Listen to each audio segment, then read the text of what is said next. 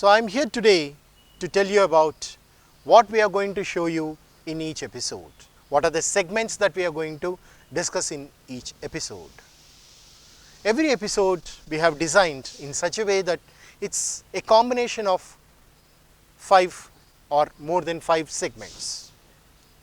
What are they? Of course, this same order may not be followed, but I would like to tell you the segments. There will be conversation, story narration, then you would also find an inspirational incident from Grace's personality's life, or an anecdote, or a parable, grammar, and a quote for you to think over. Now I shall tell you individually about these segments. So first I had mentioned about conversation. So conversation is supposed to be between two people. They would come and discuss some issue before you. Then when they discuss, note down what are the points that they are discussing. You would have a story narration. A story would be narrated to you, and on the screen you find the scrolling coming up. Follow the scrolling and the narration. Try to learn the new vocabulary which is being used, the grammar, the structures, etc. Then another segment where either we would have inspirational incidents from great personalities' lives, or an anecdote or a parable which would be narrated to you. Once again the same point comes in. Observe. Observe the vocabulary that is being used, the structures, the grammar that is being used. And in another segment we would directly discuss grammar for you, because grammar is the backbone of the language. So in the grammar we would give the explanation for that topic. There will be some nice examples, the usage part, and also exercises which either would be in this episode or the next episode. Now sometimes these grammar issues also, they may not be completely discussed in one particular episode. Sometimes they may be carried over to the next episode and so on. And we would also show you one quote, one inspirational quotation. When that quote is shown, think about that quote, cogitate on it, try to understand and imbibe that idea and follow it in your life. So this is how we have made it a mixture of different things put together, and with the main aim, only one aim, that is learning of English. English is a language, and to learn the language you need to expose yourself to many things. So that's how we have designed these episodes, and I hope you will be able to learn the language quickly and easily. That's what each episode of our telecast would be giving you. Okay? So right away we shall get into the episode. Now a grammar item for you. Learn the grammar and speak the language well.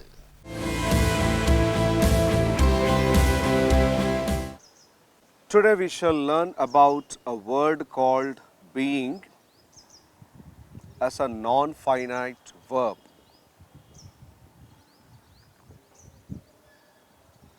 Non-finite verb means a verb which does not have any tense. Normally a verb has a present tense or past tense or future tense. But being is a verb which does not have any permanent tense of its own. It does not indicate present or past or future. That's why we call it a non-finite verb. And what is being? If you want to know the history, the background of being, it comes from a group called be. There is a group called be. In this group, you have the verbs am, is, are. What is the speciality of these three verbs? Which tense do they indicate? Present Present continuous. tense. In the same group, we have was and were. What tense do they indicate? Past tense. And in the same group, we have be, been and being. Now, these three words do not indicate any tense. They are not tense indicators. These three are present tense, these two are past tense, and these three are neutral. They don't have any tense. So in the earlier classes we have learnt about these five and these two. Today we are going to learn how to make sentences with being and how it helps me in my communication skill. Look at this pair.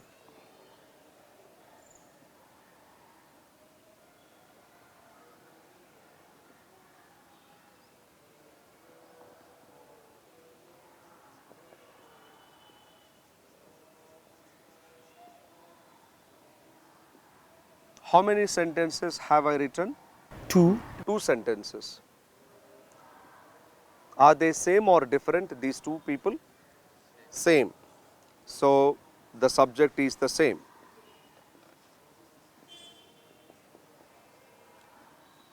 When I write two sentences like this, when the subject is the same, I need not write two sentences. They are, of course, they are correct. But if I want to join them, if I want to make into one sentence, it can be done like this. Being an Indian, comma, I respect my country. Please read this sentence. Being an Indian, I respect my country. So, how is it possible? I remove this subject and I replace this am with the word being, then convert this full stop into comma. Now the answer is ready.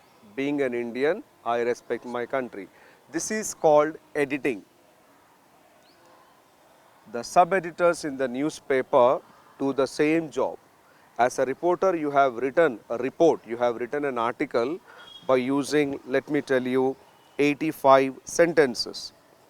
When it goes to the hands of the sub-editor, he thinks that 85 sentences are not necessary, it has become too lengthy. So wherever there is a scope, wherever there is a chance, he tries to edit, he tries to make it as brief as possible, and in that process sometimes we need being also. You cannot use being wherever you want. Being is used only in particular conditions. I'll tell you what those conditions are. She is good at maths. She helps her brother. Between these two sentences, in which sentence do you find be form verb? Is first sentence. Yes, so here also in the first sentence there was a be form verb. You cannot use being wherever you like. In the pair, at least in one sentence, there should be a be form verb, then it is possible. Now, I need not tell you how to join the sentences, I am sure you have got the point. With the help of this example, can you join this one? She is good at maths, she helps her brother. Being good at maths, she helps her brother. That's all. Wonderful. Being good at maths, she helps her brother. Fine.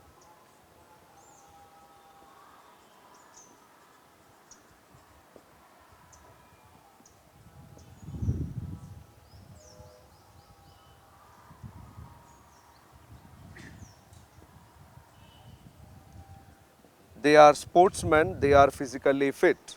Being sportsmen, they are physically fit. Very good. Being sportsmen, they are physically fit. He was an IPS officer.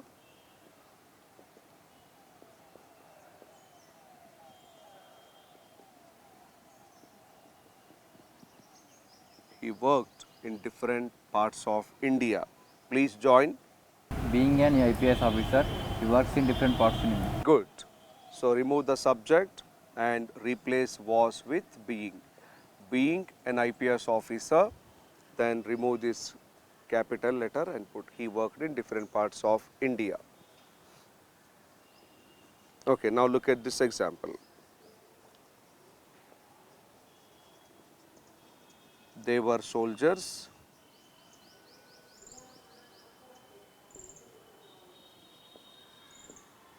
they fought for their country. Being soldiers, they fought for. Remove the subject and put being here. Being soldiers, they fought for their country. Now this sentence can also be written like this. Not only this, all these sentences can also be written in one more way. They, being soldiers, fought for their country. So here we are dividing subject, verb, and we are inserting. In between subject and verb, we are inserting the non-finite clause. This is called non-finite clause. Now tell me here how to put it in divisive method, subject and verb method. He being an IPS officer Worked worked in different parts of India. Now orally I'll give you some pairs because I always prefer oral examples. You tell me. I am an Indian, I respect my culture. Being an Indian, I respect my culture. Right. I am the youngest son in my family, I get maximum attention. being the youngest son of my family, I get maximum attention. Right. You are the senior most employee in this company, you should know the rules and regulations. Being a senior most, Being the senior most employee, you should know the rules and regulations. Right. Sir, can we say like you being the senior most employee in our... Wherever you are able to make an example like this, definitely you can do like this. But this is more preferable for written English, because for spoken it is quite inconvenient because you have to make pauses 2 times and the other person may or may not be able to understand. I advise you to use this for spoken part, this for written part. But the meaning is the same. When you are not adding any extra word, absolutely there is no question of giving a different meaning. Meaning is the same. He is a traffic head constable. He is facing problems because of pollution. Being a traffic head constable, he is facing. Problem because of pollution. Fine. She was my classmate. She helped me. Being my classmate, she helped me. Right. You are my best friend. You should support me. Being a best friend, you should support. Being my best friend, you should support me. What is the other method? You, comma, being my best friend, should support me. Fine. Now, in all these cases, subject was the same. When subject is not the same, there is a difference.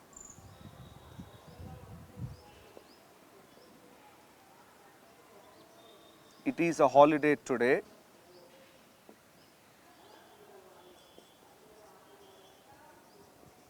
The crowd is more. Then I have to say, it being a holiday today,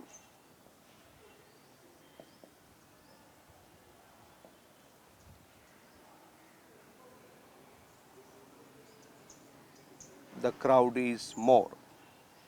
Because here subjects are different. Here it is a subject, here crowd is a subject. Then you have to take the help of this method. It being a holiday today, the crowd is more. I give you one example. Sir, I have a question. Yes. Followed by it, do we have to put comma? Here, Yes, sir. no, because it is one complete sentence. Okay.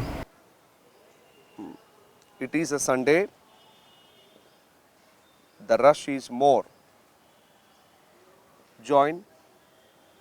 It being a Sunday, the rush is more. Right. So this is an exception where the subjects are not the same. She is an innocent woman. She trusts everybody. Join the sentences. She is an innocent woman. She trusts everybody. she being an innocent woman, Trusts everybody.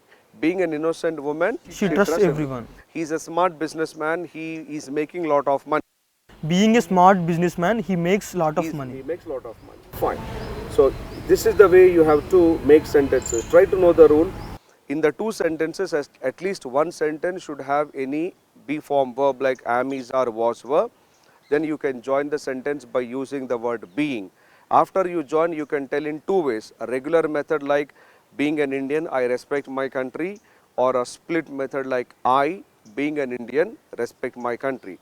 And one more point, this type of examples are found in large number only in the newspapers, not in your regular grammar books. So develop the habit of reading a good newspaper. Keep on underlining the sentences where you will find being and note them down and read them repeatedly. You will develop some familiarity. So I hope you have understood how to use being and keep using it in your language till you become perfect.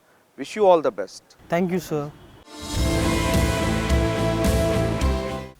Now, listen to two people conversing with each other. They discuss some important issue. Good morning, Varsha. Good morning, Mansi. You know, Varsha, over the past couple of years, whenever we watch the news, we see so many incidents of youth and youngsters all over the country bringing a lot of unrest in big colleges and universities. True. So, I wanted to talk to you about the youth and some of the bad habits that we have. True. I think we need to discuss about it and make our viewers also aware of what is going on. Let us. But first of all, let us be clear. Youth does not only mean young people who are in their teenage. Youth, by definition, means it is that time of life in every person where they have the most amount of enthusiasm and the ability to make change for them and for the people around them. So this includes everybody almost up to the age of 30, I believe. Correct. Now, compared to previous generations, for the past 30 years, 40 years, there are so many more opportunities, so many more facilities that we are given. There is an increase in technology, there is cell phones, laptops, so many good improvements happening around us. And with access to so many facilities and more freedom to use it, there is a chance for some of us to get into bad habits, is what I feel. Let's take a look at some of the bad traits that lead to bad habits. The first one is laziness. Now, laziness does not mean that you are tired and you don't want to get up from the bed in the morning and you say, Amma, 5 more minutes, Amma, 10 more minutes. That is not laziness. Laziness means, it is an example of laziness, where if you take up a particular work or a particular initiative, then you don't do it properly. Or if you do start the work, you don't have that motivation. You don't want to continue the work with that enthusiasm, with that sincerity. And it just stops in the middle randomly like that. Now, this can also lead to the second bad trait, which is a lack of seriousness or responsibility. This means that when we start something, we are not serious about it. We don't understand, some of us do not understand how much responsibility we have in shaping ourselves and helping and shaping the future of people around us. So when we don't understand the seriousness of this matter, it can also lead to certain bad habits. Now, the third and fourth reasons are some of the most important ones. You have misusing the given freedom. True. Now, I said earlier that because of technology, there is so much freedom given to us compared to previous generations. Now, when I say misusing this freedom, I don't only mean that we are using it in a bad way. Sometimes when we need to use it, we don't use it at all. Correct. And also, there are times where we use attiga vartamu, ante we use the freedom too much, or we don't use it enough, ante takkuga vartam. This also comes under misusing the freedom.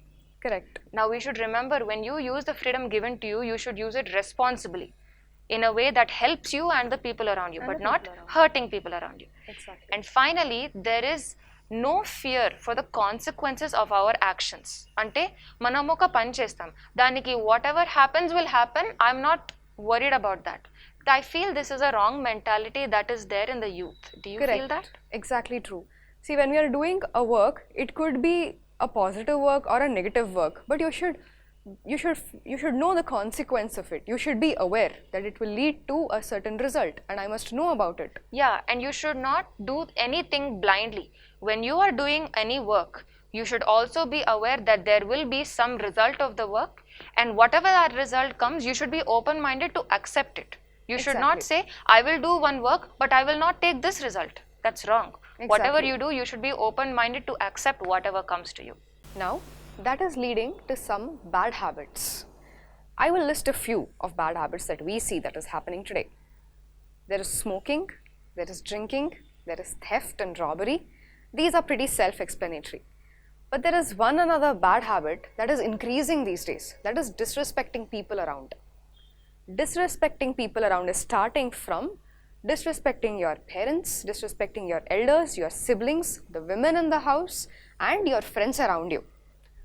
You can think, my parents, my wish, మా mummy నేను ఎట్లా అయినా మాట్లాడతాను, కరెక్టే, you can be free with your parents, true, but don't let that freedom go to an extent where you are being rude to them or it is leading to disrespecting them. That is wrong completely. We should be careful of that. We should be careful of that. Disrespecting people is not only done face to face, it is also done indirectly through social media and social networking. Now we have mediums like Facebook, we have mediums like several social messengers, like right? WhatsApp. From WhatsApp, Viber, Hike, so many things. Now these are all made for easy communication, so that there won't be any gap and we'll be able to communicate to anybody across the world.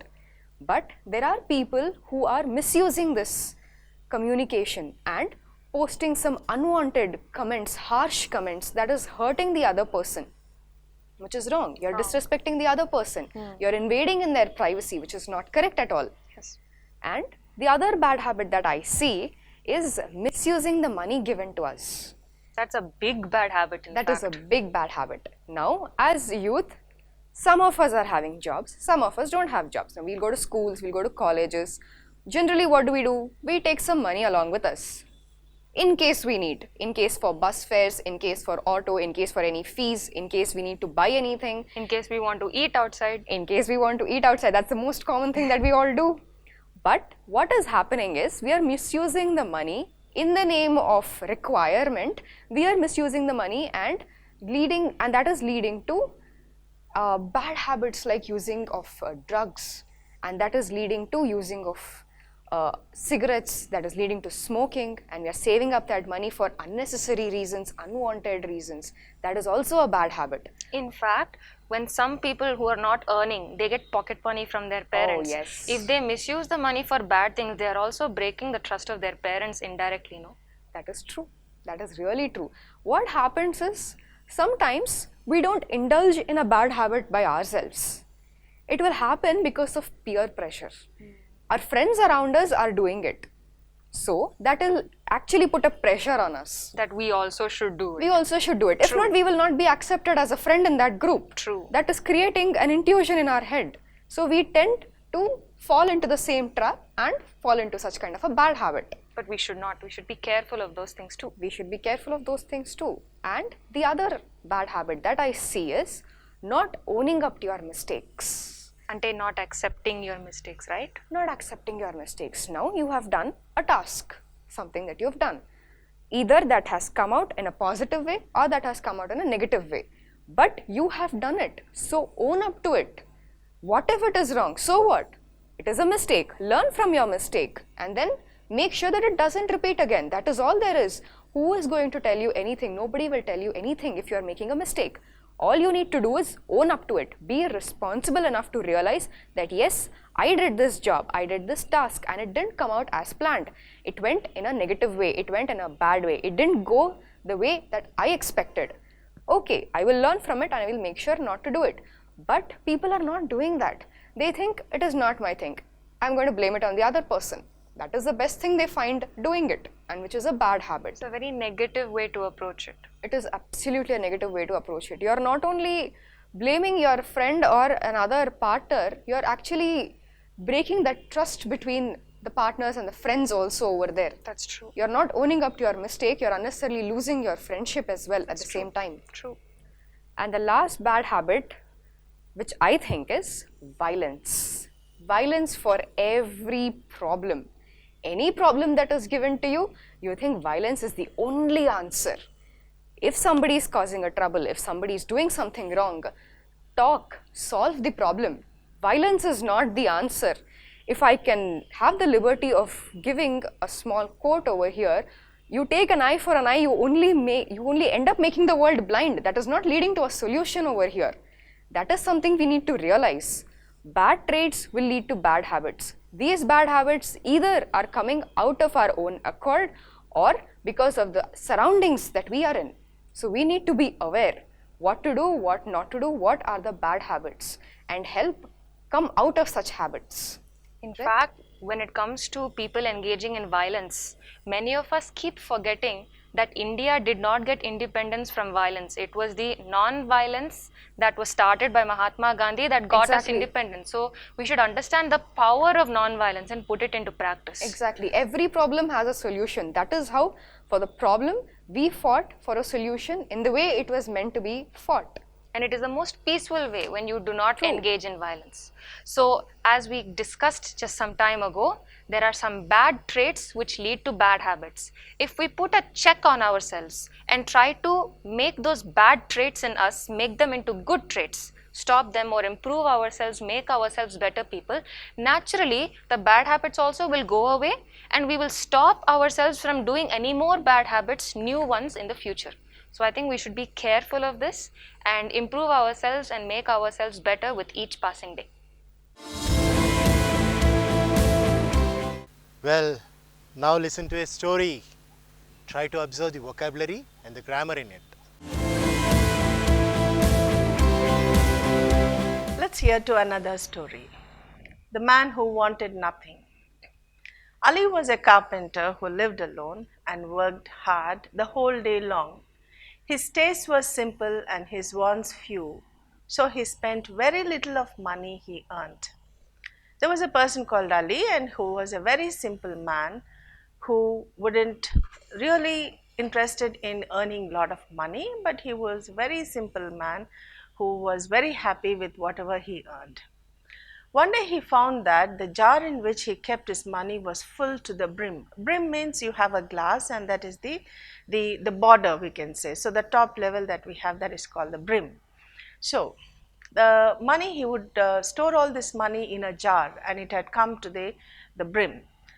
So Ali thought, I must empty it, he thought, or I'll have no container for my money. So he thought of emptying that whole thing, and he felt that if he didn't empty, then he wouldn't have any other container to store all his money. He took the jar to the local jeweler, emptied its contents on the floor and asked the jeweler to give him a bracelet worth the sum. So Ali went to a jeweler and he gave all the money to the jeweler and asked him to give him something which is equivalent to that sum. So the jeweler gave him a bracelet, a pretty bracelet which made of gold. Ali wondered what he should do with the bracelet. Bracelet is something which you put on your wrist. So he was wondering what to do with this bracelet. He saw a merchant at the head of a line of camels laden with goods and asked him where he was going. So Ali, he saw a man who was coming with all the camels, and those camels were completely loaded with all goods. So Ali asked that man where he was going. Man says, to the palace, said the merchant importantly. The princess has ordered some clothes. Will you give her this bracelet too? Said the carpenter, handing over the bracelet he had brought to him. Tell her it's a gift from Ali. So Ali gives that bracelet to him and he says, he asked this man to give it to the princess.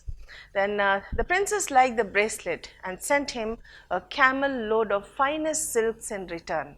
So when the princess receives the bracelet, she sends a return gift to Ali, which are the finest silks.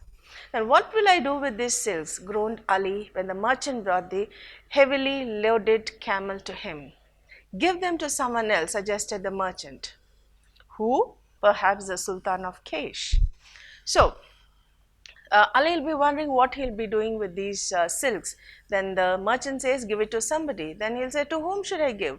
Then the merchant says, give it to somebody who really needs it, or give it to the Sultan. So Ali sent the silk to the Sultan, who, delighted with the gift, sent him 6 of his finest horses. Ali sent them on to the princess. So now what the princess sent, the silks, Ali sent it to the Sultan. And Sultan was very happy with the gifts and he sent his finest 6 horses to Ali, and Ali again sent it back to the princess. Who is this Ali? and why is he sending me gifts? She asked her advisor. So the princess was wondering who this Ali was and why he was sending all these gifts. And she asked her advisor why he was sending these gifts. Probably somebody who wants to impress you with his wealth, said the advisor. Send him a gift that he cannot match, that will humble his pride.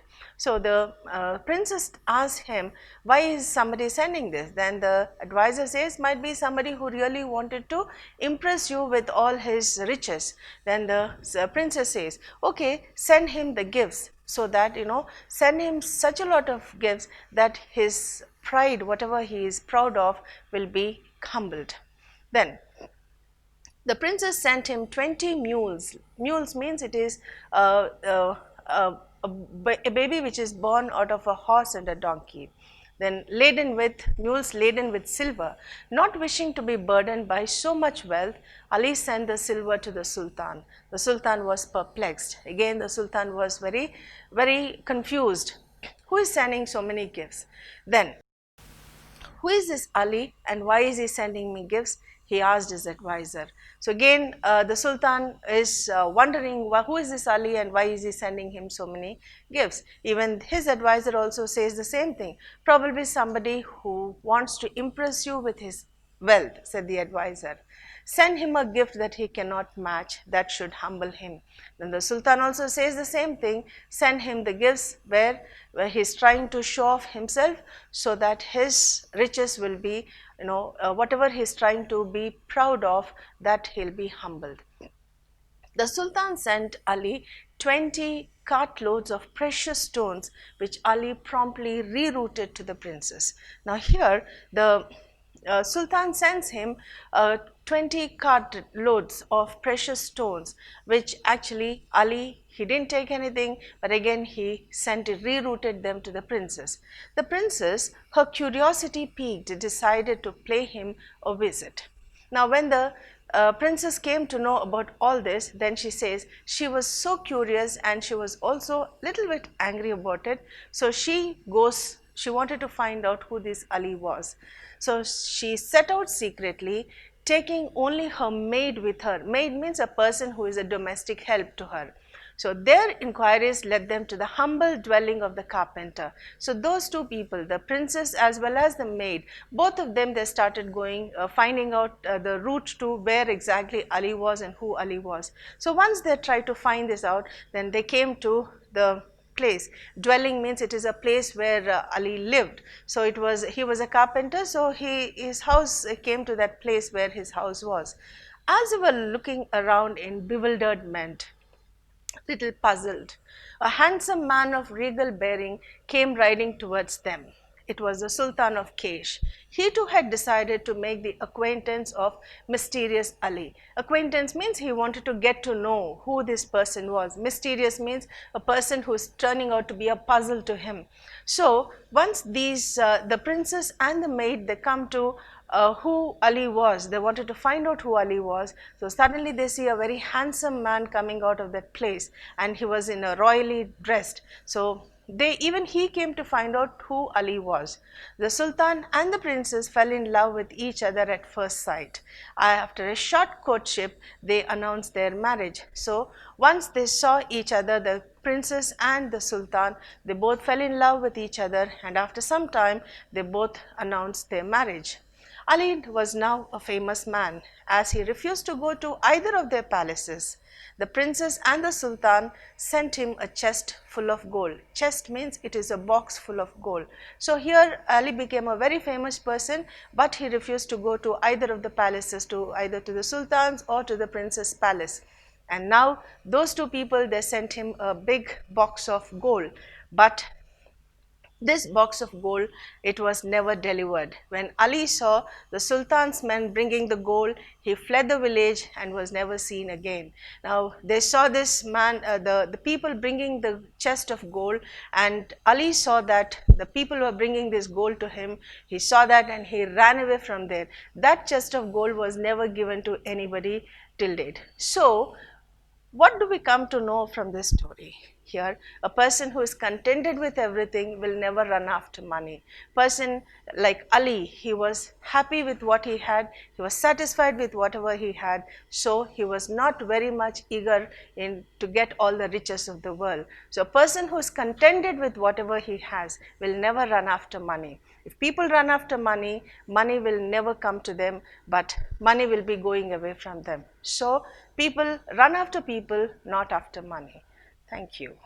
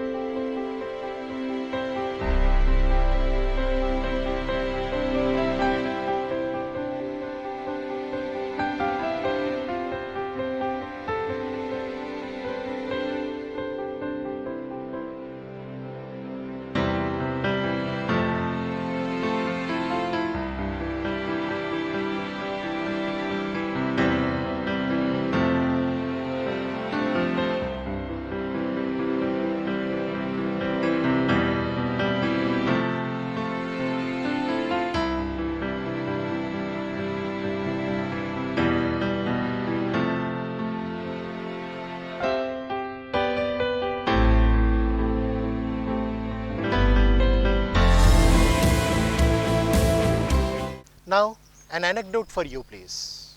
Please learn English through this anecdote. You know, in life, we get a lot of opportunities. Some opportunities are very easy to fulfill. We take those opportunities and we complete those tasks. And some of them are not so easy. The moment we get that opportunity, we feel it might be slightly challenging. I may or I may not be able to do it. Whether I have knowledge in that area, you think I'll be able to complete that task, it seems slightly difficult.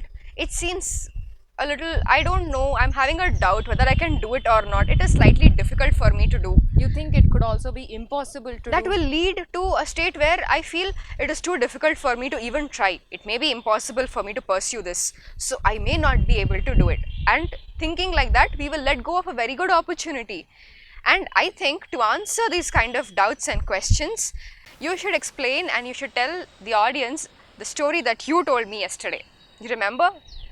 A life incident of Swami Vivekananda you were just talking about. Yes, that story. Exactly. Yes, that's very related to this. I think you should tell them. I think I will share it. So this was a story from Swami Vivekananda's life when he was a young boy. But his name was Naren back then. He was not known by the famous name he is known with today. So young Naren was only 11 years old and he was living in Calcutta. One day there was a warship that came to the Calcutta coast. And everyone was so excited and they wanted to go and get passes to see that warship. This was in the 1800s, early 1900s. So everyone was excited. Back then, warship, because war was going on, everyone was really excited. Oh, there's a warship, let's go see it. But they could not simply go like that. They had to get a pass, ante a ticket from a British officer. Now back then, British was ruling India and everyone was very scared of British officers. Even adults were very timid. They would be easily scared and they would not be fearless. They would really maatadadanike chala bhayapadevallu with a British officer.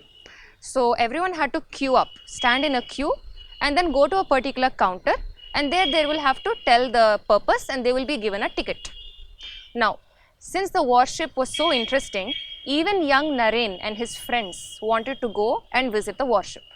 His friends were very scared. They said, Naren, you go get the ticket for us. So he did not want to disappoint his friends. So young Naren went and stood in the queue. Everyone there were adults. He was the only young boy standing in the queue. Okay. Now next, he waited patiently until his turn came, and then finally it was his chance to stand at the counter.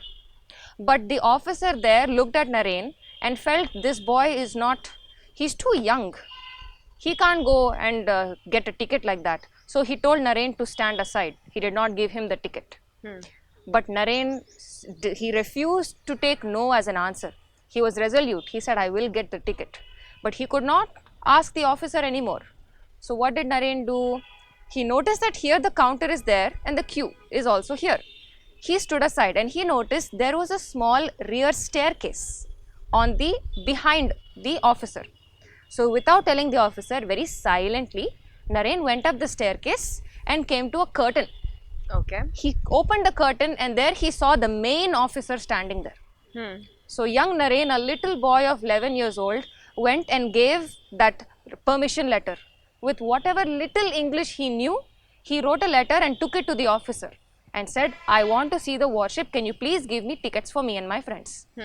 That officer was so impressed that Naren was so bold and fearless that he accepted and he gave Naren a couple of tickets.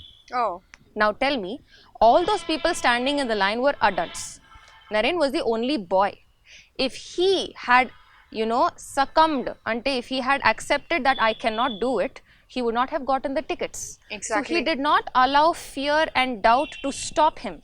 He thought nothing is impossible. Let me try. Let me not be fear. Let me not be scared. I should be fearless, I should be bold, and he gave it a shot and things turned out great for him. Exactly. I think it is a very good point that you just said. It is about being fearless, being confident, and you have to have faith and believe in you that you will be able to do the task and you will be able to complete it. So that you will stop doubting yourself. Yes. So what the moral of this particular anecdote is simply this: nothing is impossible. Regardless of who you are, what your background is, what your gender is, whether you are a young person or an elderly person, nothing should stop you from doing what you want.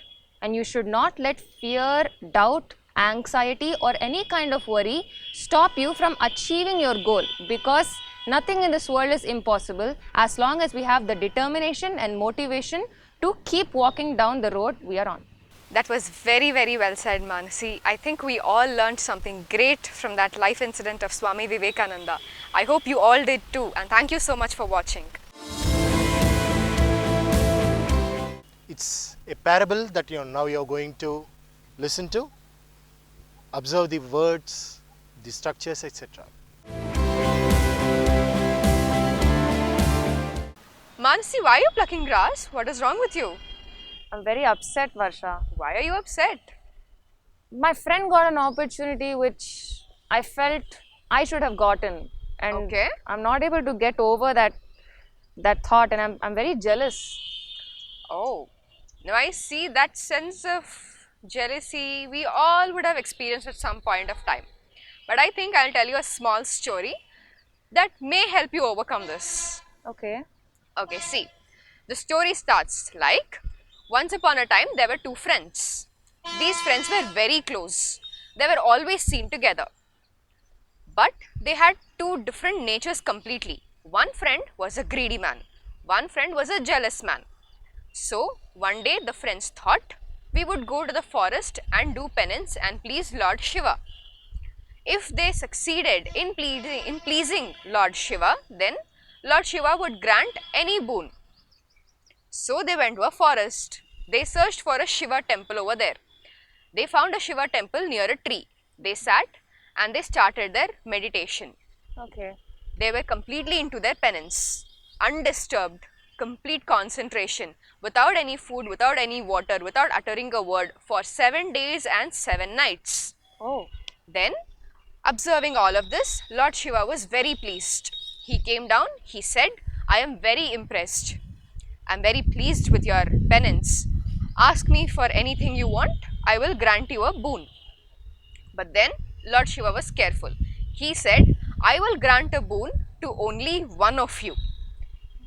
As in, I will grant a boon to one of you, the other friend will get double of what is granted to the first. How interesting. Isn't it? For example, if one friend asked for a pen, then Lord Shiva would grant him a pen. The other friend would automatically get 2. That is what the condition was. So, this is what the condition that the Lord Shiva had put. Now, the greedy man and the jealous man were in a fix. They didn't know what to do. Both of them thought. The greedy man thought, I don't want to ask for a good boon over here, because I know whatever I ask, my friend would get double of it. I deserve everything good, I deserve the best of it. So I don't want to ask for anything and I will sit quiet. So he didn't ask for any boon. So the jealous man looks at Lord Shiva and he says, Oh Lord Shiva, can you please take away one of my eyes? Lord Shiva would be stunned at this. He looks at the jealous man for a while and he asks, how can you be so foolish? How can you ask for such a boon? Your boon is showing me a hint of jealousy that you have towards your friend. Just because you wanted to teach your jealous friend a lesson, you yourself are getting hurt. You think that is fair? Don't you think that was very foolish of you? What would happen is, if I grant you the wish, you will be half blind, your friend will become full blind. Because his friend will lose both eyes. His friend would lose both eyes, and that is completely wrong. You can't hurt a person intentionally and you are also getting hurt. You do realize what your mistake is. Then the jealous man would realize that no, I made a mistake. That was very wrong of me. Oh Lord, please forgive me. Please grant me with good thoughts, morals and good values. And then Lord Shiva would say, your wish would be granted. So by this we realize that it is not good to be excessively greedy about something, excessively greedy for something, or to be excessively jealous of our own friends. Okay, if your friend has got one opportunity, you have so many more opportunities to come your way. All you have to do is be a little patient, have good faith and thoughts, and you will get the opportunity that you desire. Yeah, that makes sense, Varsha. Isn't it? I think the story helped me a lot. Thanks for all that. Definitely, and thank you so much.